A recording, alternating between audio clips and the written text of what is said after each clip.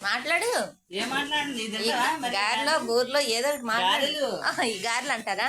గారెలే. కొబ్బరి పప్ప లేకపోతే మినపప్పు అమ్మా. మినపప్పు గారెలా? ఎలా చేస్తారమ్మా ఇవా? తెల్లవారుజామున 3:30కి నానబోయాలి పప్పు.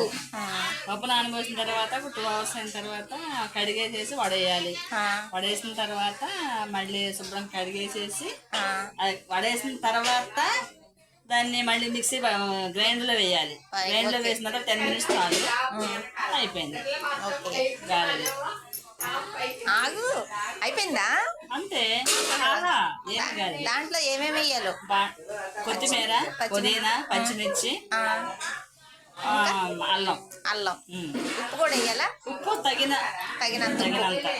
కొత్తిమీర తగినంత. అంతా తగినంత వేసుకోవాలి. పిండిని బట్టి వేసుకోవాలి. ఓకే అమ్మా. ఇది మినపప్పు గారా కొబ్బరి పప్పు గారలా? మినపప్పు అండి. ఓకే, సరే అమ్మా, థ్యాంక్ యూ.